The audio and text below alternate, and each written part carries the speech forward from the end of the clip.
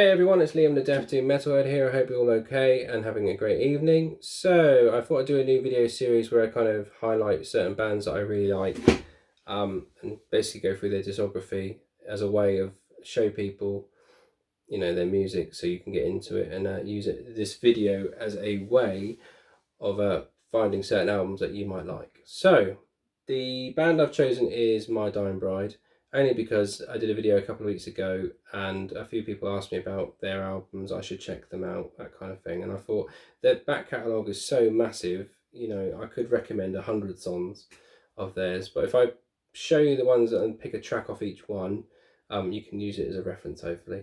So I got into My Dying Bride when I was 18. Back then I had long hair. I used to wear a lot of vintage band t-shirts, fake ones obviously because I couldn't afford proper ones. And I look like a proper twat, more than I do now. But back then, I had the nickname Spaniel for a reason because of my long curly hair. And I was sat at the bus stop. I was dumped by my then girlfriend at the time, crying my eyes out, feeling sorry for myself. I got my iPod out and I basically scrolled through it, trying to find the most miserable name of music I could find, and it was My Dying Bride. And the bus journey was about an hour long, and by the time I got home, I was an instant fan. And I have been ever since. So, with that said, the first EP I have out of the first three is the Symphony EP. Fantastic EP, 3-track EP. Title track on this one is one to check out. It's over 10 minutes long, so a bit daunting. But if you like your death metal, you like your doom metal, and you want to combine the two, but you haven't done so yet, check this one out. It's a fantastic track. The artwork's really cool. I really like that kind of punchy looking thing. This is obviously a repress, isn't the original one. I don't have original presses either. I haven't got that kind of money. And this was put out through Peaceville in 1991. So yeah, check out that one. And then the first full length came out in 1992. Again through Peaceville. All their albums are through Peaceville apart from the latest one. So I won't mention that every album. This is obviously very early 90s sounding death metal, so there's doomy elements in there, but it's essentially 90s death metal. Basically the band finding their feet. Best track on here for me is probably the Forever People. Really fast, punchy number. It's a really good track.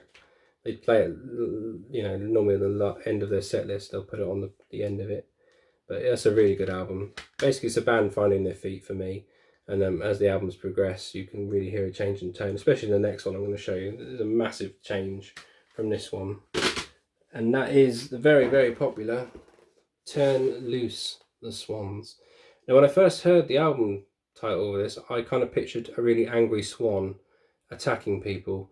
Because, when you feed bread to swans, they're not nice. So I kind of thought it was based off that, and it was a really silly title, but I don't think it has anything to do with that. But there you go. Fantastic album, came out in 1993, but this one's got the added bonus of having Aaron doing clean style vocals, so you've got the growly stuff from the previous stuff, and that's also prominent on this album, but also he does clean singing, so it really changes it up. And the best track on this one for me, apart from the title track, is The Crown of Sympathy. Really heavy song, love the lyrics behind the song and the theme, and really heavy, so yeah, check that out. And then next, after a few EPs, which again I don't have, is the 1995 release, The Angel in the Dark River. And the best track off this one for me is The Cry of Mankind, because as a guitar player, there's a riff on that song, which is a tapping riff, but it's the whole way through the track. So it doesn't change speed, tempo, nothing. It's the same tapping sequence, and the band basically play underneath that song. And I've never seen any other band do that, apart from My Dying Bride. So in a consecration song that we put out 2 years ago, I think now, there is a song on there which is a massive nod to that track and that style of riff. So The Cry of Mankind, check that one out. Next one is 1996 release, Like Gods of the Sun. Out the glare. This is more of a Gothic influence on this one, so I don't think there's any kind of growly vocals at all on this one. Very much in the doom Gothic style. Really good stuff, and I'd recommend the title track. A really good song, Like Gods of the Sun. Check that one out. So with every band, there's always a bad album. Every band's done it pretty much. There's always one in the back catalogue you go, yeah, that's awful. Why did they do that? And for me, it is the next one, 34.788%. I mean, the album title alone is shit. I don't know why you'd even have an album title like what that means or anything. You know, it doesn't appeal to me at all. The artwork's all right. I don't mind that. It's a bit bright on the back from My Dying Bride album compared to the other ones before it, but you know, it's an experimental album, and the best track on there for me is the only one that even sounds like a My Dying Bride song. That's Base Level Erotica. So check that one out. But the rest of it, I mean, there's some weird shit going on this album. So if you've got it and listen to it all the way through and you like it, fair play to you, because I think this Heroin Chic, I had to turn it off in the end because it's just weird. But there you go. And then a year later, they put this one out, and it is a great album. The Light at the End of the World. Really solid album. Brilliant return to form. Came out in 1999. Really, really good stuff. And I would recommend the Fever Sea off this one. Really good album. And then from there, this is my favourite album of theirs by quite a bit. And that is The Dreadful Hours. Came out in 2001. The title track, The Dreadful Hours, is an amazing My Dying Bride song. It's about, I believe, a child being abused by his father, and the child is talking to his mother about why it's happening. It's very dark. So if you've got headphones on, you shut yourself away. You can really put yourself in that environment. It's awful when you listen to it. It really puts you in the moment with the way the music's written around the lyrics as well. It's really impactful, and it's a fantastic album. There's a lot more death metal in this one compared to the ones previous to it, and I really like this. Really, really like this album. The production's really good. There's some fantastic songs, but the title track really, really stands out. So check that one out. Then there's a live album, but I will show it because I have it. That's live in Tilburg in 2001. Yeah, really, really good live album. But yeah, there's all kind of the best songs on there. And the next one, Sons of Darkness, Words of Light. I've got the box digipack edition. Really dark album, really gothic-y, really death metal-y, really nasty sounding. And the best track for me is Catherine Blake, because it combines all the best elements of My Dying Bride for me, and the lead work over that bridge verse of that track is really, really good. So check that out. And then next is the first My Dying Bride album I heard. So when I was talking about me being at the bus stop, crying my eyes out, feeling sorry for myself, A Line of Deathless Kings was the one I listened to.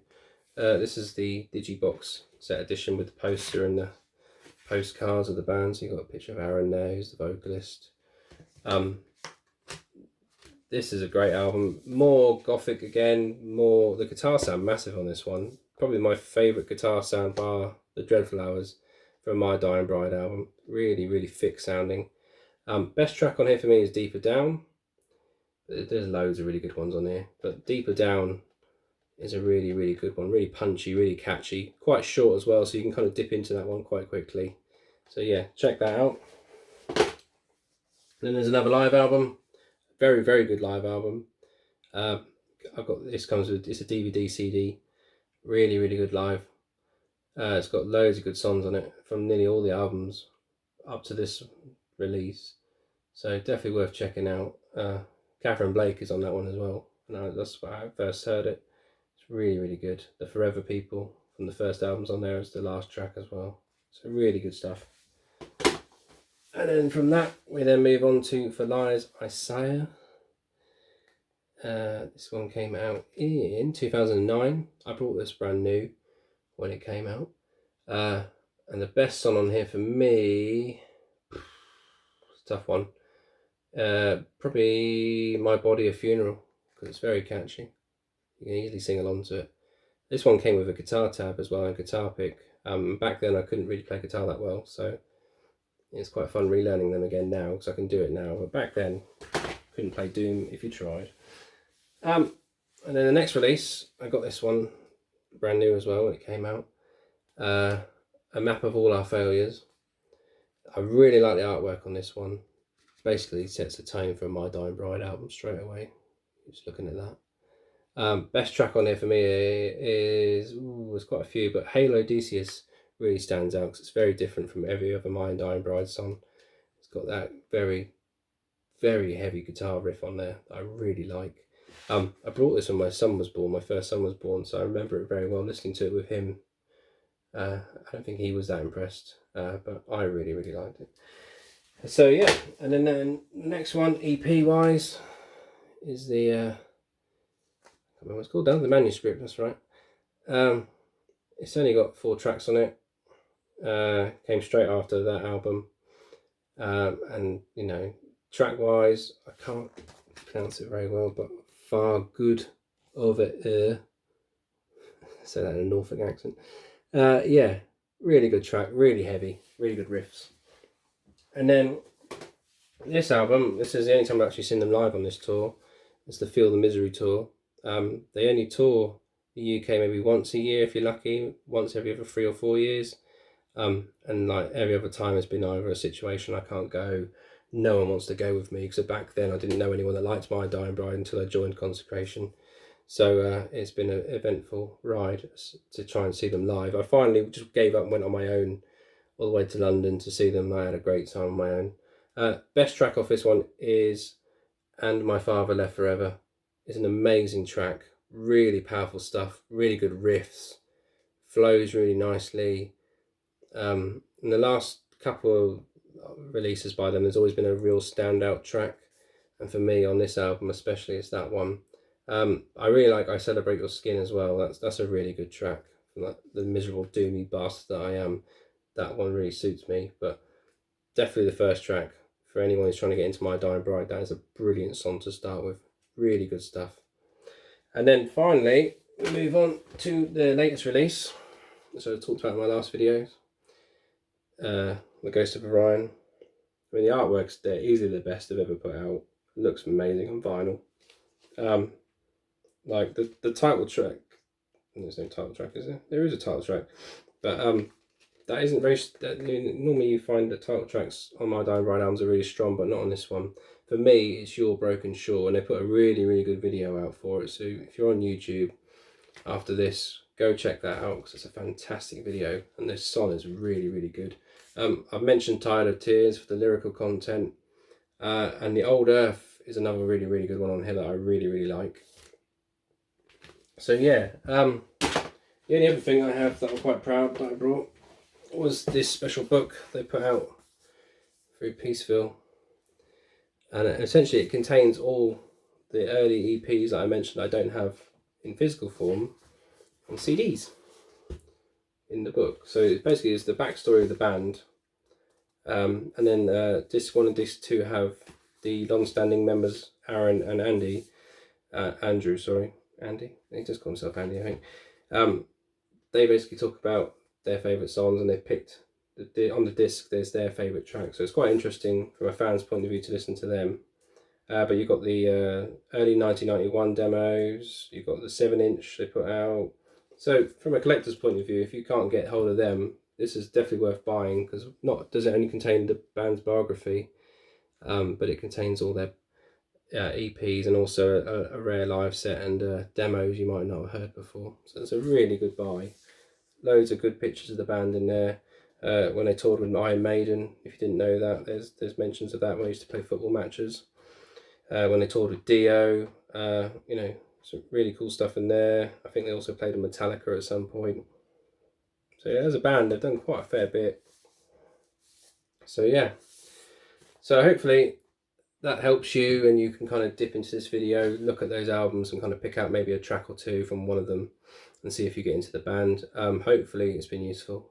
Give us a thumbs up and a like and a comment if you enjoyed it, and let me know what you think. If there's any bands you could recommend me that I might have not heard before as well, I'm all ears, because I'm always on the hunt for new bands.